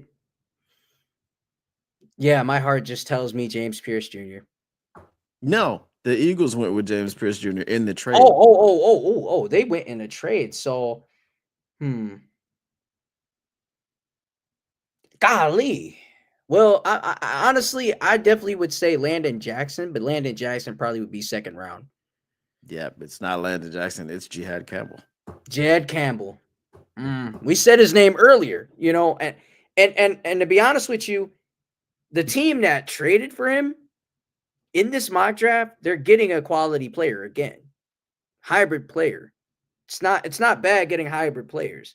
The Eagles, they love trading up and getting players like we do, but they only do it in certain ways where it's flexible. So we got to start getting flexible in the draft too with this defense.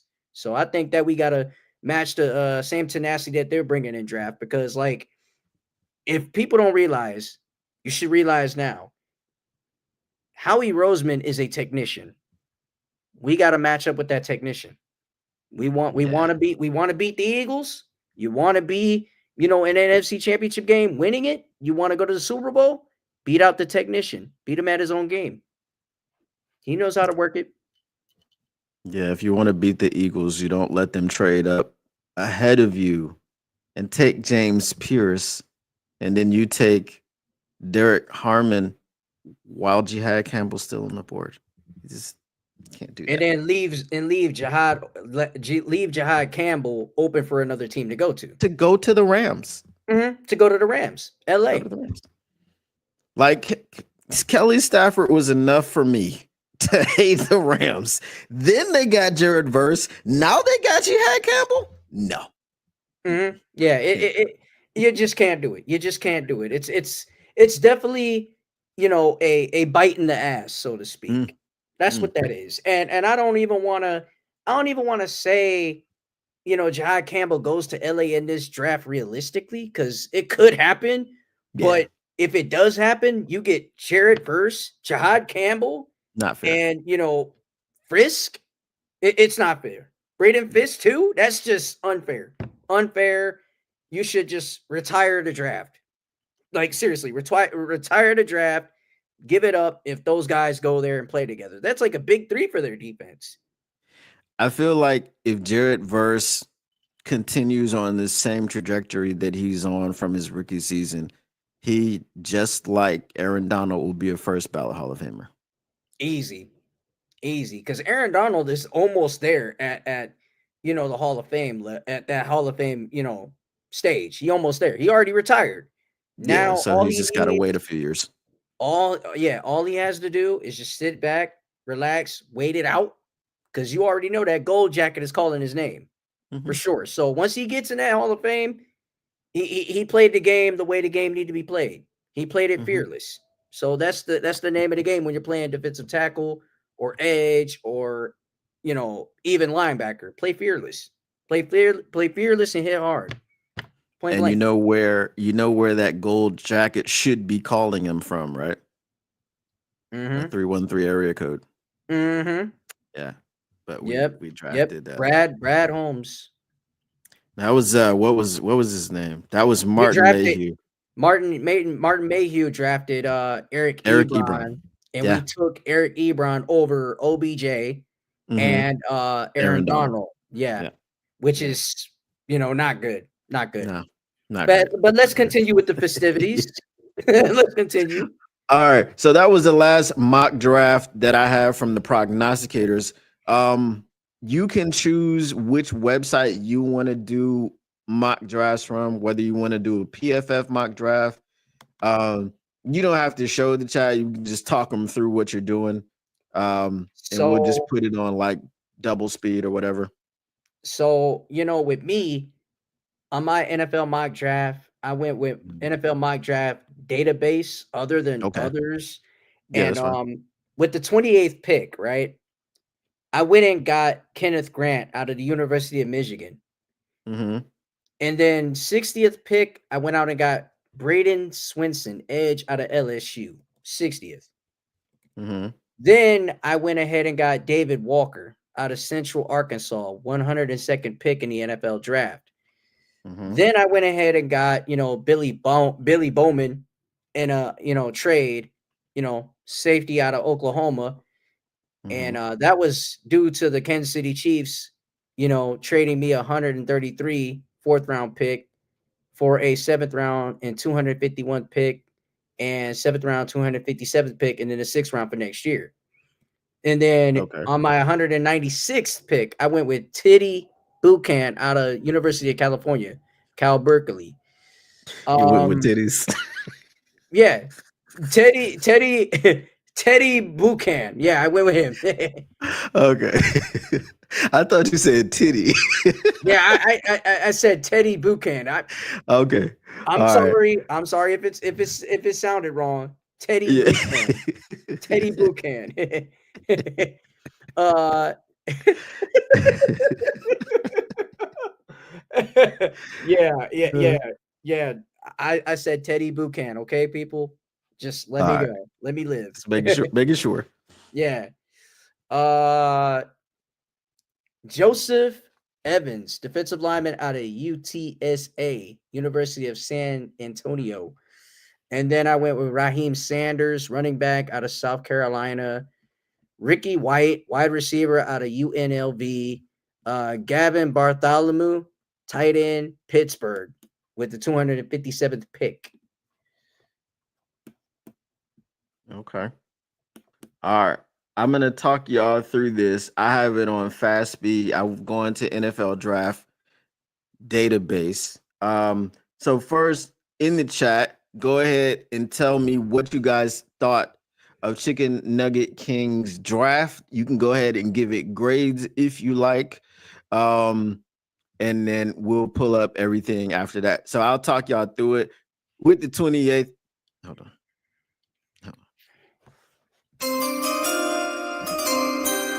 With the 28th pick in the 2025 NFL draft with no trades. I didn't trade anything. The Detroit Lions select Jihad Campbell, linebacker, Alabama. All right. I am on Solid. I am on picks 60 right now. Mm-hmm. All right. So ooh. I'm gonna do this one just for spice.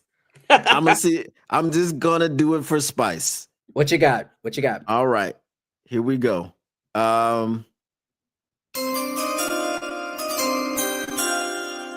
With the 60th pick of the 2025 NFL Draft, the Detroit Lions select Jalen Milroe, cornerback, Oh, Alabama. whoa. Whoa. Hey, look. Hey, look. Let's not forget they did interview Jalen Milroe. They Let's did. not forget the Lions did interview Jalen Milroe. They really did. And not only they did interview him, but he's, close friends with Terrion Arnold. And, that adds up a little bit. So, I mean, yeah, he's got a That's his good best game. friend. Yeah, he's got a good game. He's got a good style to his game, plays quarterback pretty well. I think his size is the problem, his height is the problem. I'm not sure, but going from, the Roll Tide and playing for a coach like DeBoer, anything's possible for you. So I think Milroe would definitely fit right in the NFL. I don't think he's going to be a 60th pick. I just don't see 60th. Well, if he's there at 60, we can take him and he can be our tush push specialist I mean, while he develops into an NFL passer. Yeah, I mean, he could definitely do that if you're bringing him out there. You could put him in a position where we need a quarterback sneak. Yeah. Yeah, And definitely could. also he could provide you a different dynamic. If it's 3rd and 5, you got to worry about not just Jameer Gibbs or David Montgomery running. Now you have to worry about Jalen Milroe running. So it would change how defenses had to play us the in the short yardage situations. And also it's and this is a thought that I've had before. and I don't know. You have to be careful. Okay, you have to be careful in Detroit when you start talking about other quarterbacks. Okay, because there's a lot of people that don't want to admit that when Jared Goff got here, you weren't a Jared Goff guy. There were a lot of people that don't want to admit that you didn't believe in him from the beginning. I freely admit that I did not believe in Jared Goff from the beginning, but that he won me over with his play. And in time, my opinion about Jared Goff has changed. He is a guy I believe that we can win a Super Bowl with. I believe the same. I believe the same in JG. When the trade first got announced, I I felt some type of way a little bit, but I said, "No, you know what? This dude's a proven winner. He won with the Rams. He's been to the Super Bowl. He's won an NFC Championship game, won playoff games. Why not give him a chance? He knows the success. He knows what it's like to really, you know, get in there and win. He's coming with Brad Holmes, and not only he's coming in with Brad Holmes, he's coming into a system where everyone thinks that he was thrown to the wolves and just didn't come out alive. He came out alive, and he's walking with the wolves, and he's playing with the wolves. So, I mean, it's pretty good that JG, showed flashes and showed that he can definitely put this team on his shoulders and go win a ring. So it's Yeah. possible. And the thing is, he played like hot garbage the first year he was here, but then he stopped playing like hot garbage. It's fine. Mhm. People evolve. That's what you want. That's what you want your players to do. You want them to come in here as a rookie, and then by the time they're finished, they're all the way up here. Yeah, absolutely. It's about the growth. It's Yes. 24/7 growth. If you got growth and you understand the situation at hand, and the first year he came here, there was never going to be some offensive weapons for him. That Yeah. should be a no-brainer right there from the start. There was no offensive weapons for him.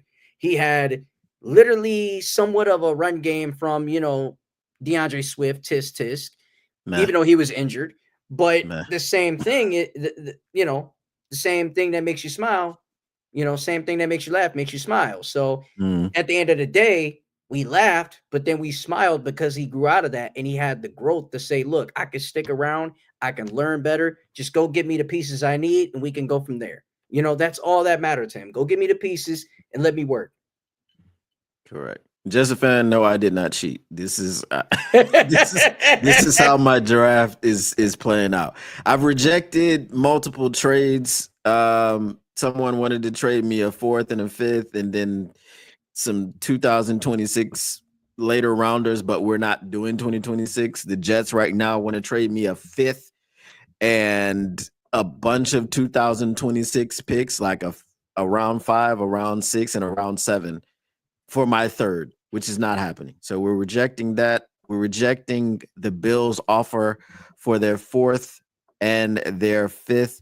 Now, I'm 102. The Bills have a fourth at 109. Whatever. I'm just rejecting it anyway. Yeah, just reject This it. pick is very coveted. Uh, San Francisco is trying to trade me. No, rejecting everything. All right. Now I'm at pick 102. Okay, Let's see. What do I do? What do I do? what you got? Hmm. You Hmm. going are you going guard, wide receiver, tight This end, defense? I can't pass this one up. I can't I can't pass this up. Oh, so it must be a real spicy pick for you. It's not spicy, but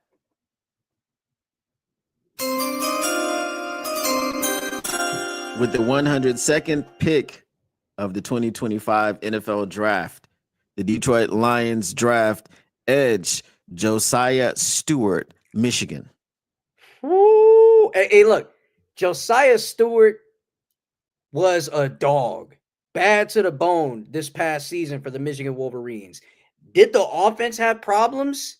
Yes. But Yes. however, the defense kept them in games. And Josiah Stewart was one of the main reasons why they kept getting sacks. They kept getting pressures. They kept getting hits. They kept getting, dropbacks and many more. They were doing so many things that was so well defensively that Will Johnson is definitely going to be a first round talent in this year's draft. And if you're sleeping on Josiah Stewart, you need to wake up now. This kid has elite talent off the edge. Don't sleep on it. 100%. All right. So now we're at what? We're at pick 130. Ooh, I'm getting some grades here, boy. All right. See, pick 130.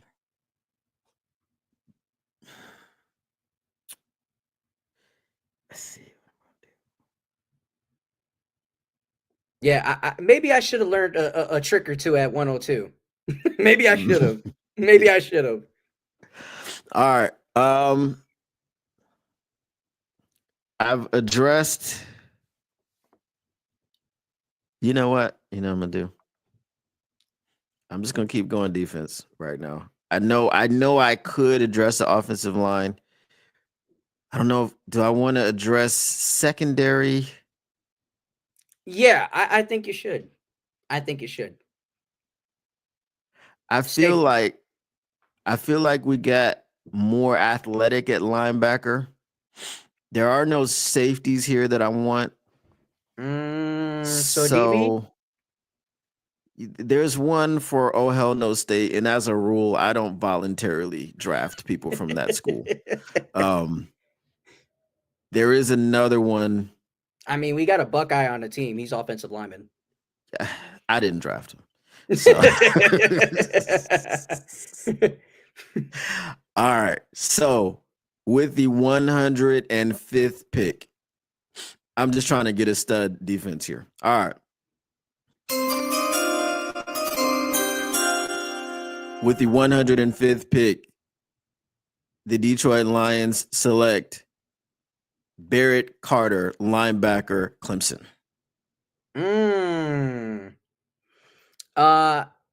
I'm not gonna hold you up. I haven't seen any much of Clemson on my TV screen. Yeah. This season, I have not seen it because you can hear it through ESPN or FS1. You could, but at the same time, that's not going to shut down the fact that Clemson has, unsung hero type of names that could develop and play well in the NFL. And I think he could definitely be that as long as he gets drafted to the right team. I don't know if he's going to go third, fourth, fifth, but if he does go third, fourth, fifth, look out for his name to be popped up and selected in this year's draft. So, Dabo Sweeney is a good dude too. So, yeah. All right. Yeah, Barrett Carter's a dog. He's a dog. All right. Then I'm just gonna speed around the rest of these picks. With the 196th pick, the Detroit Lions select Sebastian Castro, safety, Iowa. Hey, I selected him too. Way before the show even happened, I had like a whole mock draft way before, and I selected Sebastian Castro, and Sebastian Castro out of Iowa is a nice pick. That's a nice pick. That is a decent pick. That is like grade A type pick for you because you could never go wrong with the Hawkeyes, not Buckeyes, Hawkeyes. Okay, the That's right. Hawkeyes. So you can't say that Hawkeyes can't produce good players. They do. Jack Campbell, prime example. You have a guy like Hawkinson, TJ Hawkinson, another name, even though he doesn't play for us. And you have guys that are really, really that good, like Sam Laporta that came out of that school too. It's a tight end school too. Don't get it twisted. George Kittle, Iowa. So it's a long list of names, and you got to love the name Sebastian Castro right here for the Detroit Lions.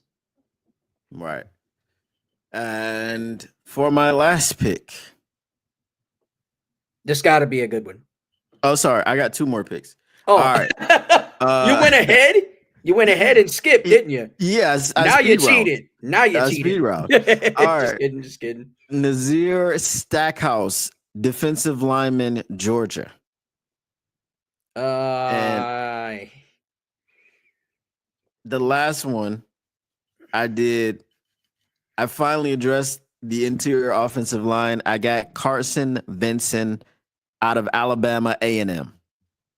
All right. Now let me read you my grades. Jihad Campbell, A. Jalen Milroe, spoiler alert, was my lowest graded pick. Okay. It was a B. Josiah Stewart at 102 was an A+. Barrett Carter at 130 was a B+. Sebastian Castro at 196 was an A. Nazir Stackhouse at 228 was an A plus, and Carson Vincent at 244 was an A plus. So I'm sure that I had a good few picks that were A's, B's, C, but when I got to Teddy Buchan, okay, look, I already know it's a name that's too funny. Cooper DeJean is also out of Iowa too, but I got like a couple A's, B's on my picks too. I think Raheem Sanders was like a solid C, I believe so. But Ricky White and Gavin Bartholomew was A's too. So yeah, I got some solid picks too.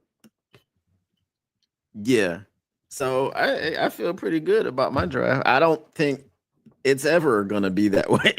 Hey, look, I feel good about mines. Yeah. I just think that when you're selecting a mock draft, you got to choose wisely when it comes to drafting. You don't want to Yeah. just be like overboard with it, because once you go Mhm. overboard with it, you're going to panic and make the wrong pick. So just take your time, make the right pick, make it wise, so that way fans won't yell at you and say, "What the heck are you doing?" Yeah. That's how I'm feeling. So I mean, it's gonna be hard. It's gonna be hard for people to get into these type of drafts. So I think this year with the real draft, I think you're gonna see a lot of whats and trades and so much skeptics from like Ian Rappaport or Adam Schefter or any of those. So I mean, yeah, it's just a mock draft, but in the Yeah. meantime, between time, we both did good as GMs, vice versa. So yeah. Yep. Jay Cruzen says, "Sup, chef? Did you hire a GM?" LOL. No. My mock draft goes down the toilet smoothly. Yeah, I So don't this blame you. this was the first this is the first year that I've ever done a mock draft. I just never did them before. I just didn't I do them. look, you aren't alone, Don Yeah. P. You are not alone. I never did this too. I never did mock drafts. Yeah. However, I do like the thought of mock drafts because it makes you feel like you're a general manager where you can Yeah. select the players that you like. And that when you select the players that you like, it makes you feel better and better and better. It makes you feel more advanced with your IQ of players and knowledge, and look at the stats that they've done, and what they have achieved so far. So that's good to add more sauce to the game. And yeah, you know, for me, to say the least, I feel like I am the GM. GM Chicken Yeah. Nugget King. So Dom P, how you feeling with the, GM, That feels position? good, man. I mean, if we could transfer my draft to Detroit, Brad Holmes, if you're watching, which you probably aren't, You never know. He probably could, never make know. sure make Make sure you check me out. Let me read this out for you one more time, in case this gets clipped and somebody sends it out to Brad. Okay, Jihad Campbell at number 28, Jalen Milrow at number 60, Josiah Stewart at 102, Barrett Carter at 130, Sebastian Castro at 196, Nazir Stackhouse at 228, and Carson Vincent at 244. I don't really care what you do at 244. Okay. But I just want, and I don't know if you get this feeling. Mhm. And this is kind of a negative feeling. So a lot of people don't want to say it out loud. But I don't have any problem with saying it out loud because I like to speak the truth about my team. If my team is trash, I will tell you that they are trash. If they are good, I will tell you that they are good. Right? I'm not going to take the 0-16 team. Now, nobody thought the 0-16 team was going to go 0-16 because we were 4-0 in the preseason. We thought they were balling. Yeah, Uh, that turned out for the worse. I'm Right. sorry. Did we think they were going to win the Super Bowl that year? No, but we thought it was going to be a pretty good team. So we were pretty shocked when they were 0-16. The thing that I'm clamoring for with this defense. And again, I was the one that said on paper, this defense, and I was called a madman. I went out on a limb before last season started with all the signings and the draft that was done, everything. I said, with this defense on paper, they will be a top 5 defense. Nobody wanted to put them top 5. People wanted to put them top 15, at most top 10. I said top 5, and they were top 5 for a while. Okay. But we still have some elements of like, and I guess maybe it's kind of like same old Lions PTSD, where you're looking at a team that was number 1 in third down percentage, number 1 stopping the third down. But you just, at times, you felt like maybe they weren't going to get the third down stop. Right? You weren't exactly sure.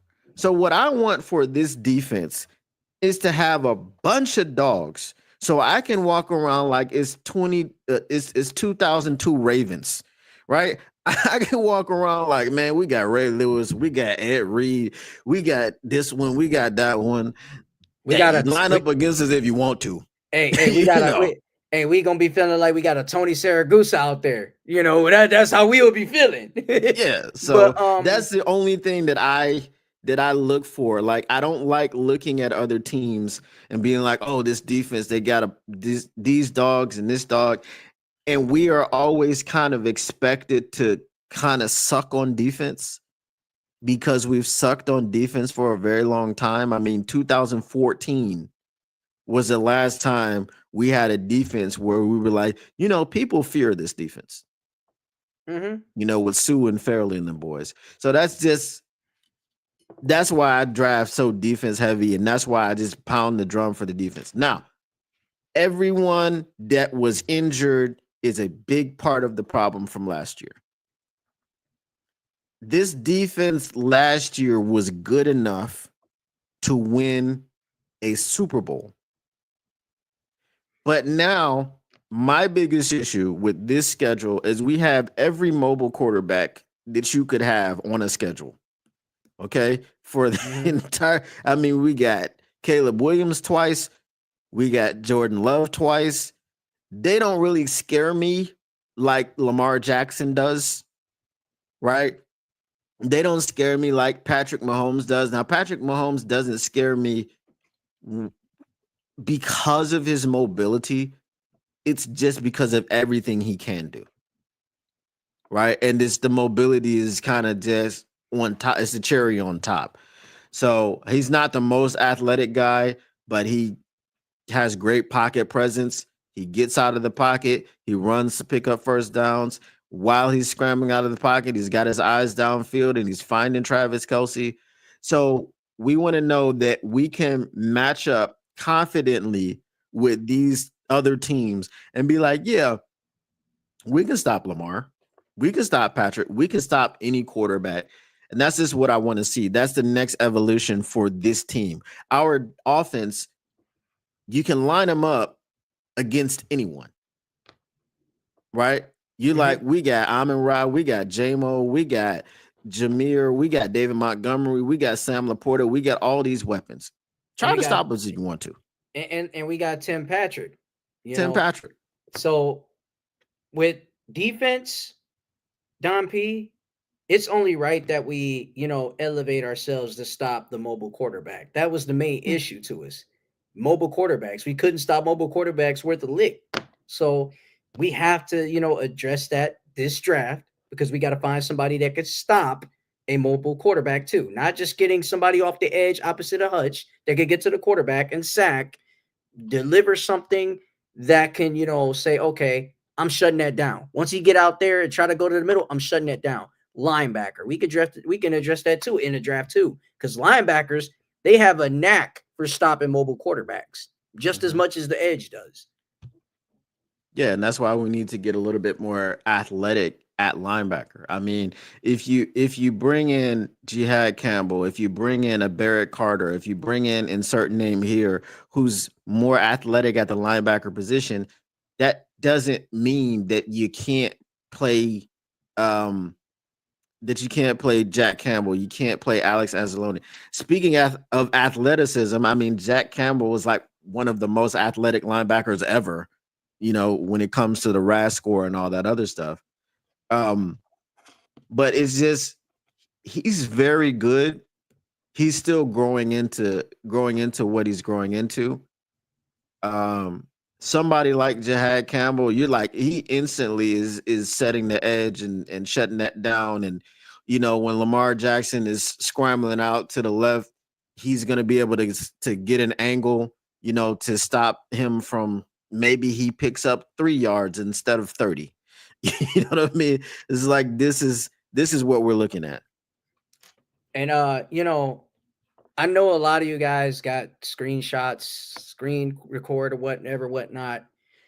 And if you guys do screen record this as I say this, Don P, you know how Dan Campbell and Brad Holmes have their, words of motivation. Mhm. It's not about how, okay? It's not about if. It's not about how. It's not about how if. It's all about when we will get it done. Mhm. How, if, whatever, we got to go and get it done. Not about now, not about later, not about for 4 years down the road, not about 5 years down the road. Let's get it done. Let's go out in there and get it done. This is the year. You've been rebuilding for so long. You've been hitting brick wall after hit after brick wall for so long. You've been swinging and missing for so long. Okay, you've been swinging for the fences and missing every single time. There's no missing. There's no hitting or swinging and missing every single time. There's a time where you have to stand up and deliver at this time, at this moment. You don't want to strike out. Which one do you want to do? Do you want to strike out or do you want to hit home runs? Do you want to be the best that you can be or do you want to leave outside and just say, oh, I give up, I quit? Do you want to be that type of team that says to yourself that we will reach all the way to the moon? Do you want to be that? Do you want to be that? It's now or never. Not next year, not 20 years, not 10 years, not 15 years. Let's get up and go out there and do it. I don't care about how. I don't care about when. I don't care about if. I don't care about none of that. I don't care about so. Hit a home run this year. Hit a home run. We waited 67 plus years just to go out there and hit a home run and be the best team that we can be. Now is that time. Now is that time where we got to make sure that that journey counts. I understand, and I know it's going to get clipped and all that, but I'm saying this to all the Lions fans worldwide and even here. We got to hit home runs now. Hit home runs now. That's what stands up right now. You want to beat the 49ers? You want to beat the 49ers? You want to beat the Eagles? You want to beat all these teams that talk all this trash about us? Prove them wrong and hit home runs out the park. Time to do that. Make a stance. Now or never. Well, hey, I mean, I can't say nothing after that. Uh, Chicken Nugget King, I appreciate you for joining us. Um, Tell everybody where they can find you once again. Yeah, you can find me on Twitter at CashJizzle2, Chicken Nugget King 313. I talk sports there. I do a little bit of, ranting here and there and all that, ranting and vice versa about the Detroit Pistons. And then on YouTube, you can go subscribe to me on YouTube, Chicken Nugget King at Chicken Nugget King 313. And I got 306 subscribers. Get them subscribers up. Help me out. I definitely would need your support. I love your support. And yeah, you could check me out right here on LNU Lions Nation Unite when I'm giving you, updates and being me and giving you more entertaining hope, to love sports and love the team and love that we do because I'm here for you and you guys are here for me and you're here for Don P. You're here for Herman Moore. You're here for a lot of the guys over here in this crew. So it's LNU for life, man. Holla back. All right. Um, with that, we will go ahead and get out of here. Let's see. We got one more comment. They got to stay healthy. Good luck is all the talk needed. Right. We do definitely have to stay healthy. All right. So once again, appreciate everybody for coming through. This was a 2-hour show. So for you guys that stuck it out for the whole time, we appreciate you. We know people like Jessafan are old, so they had to go to bed. It's all good.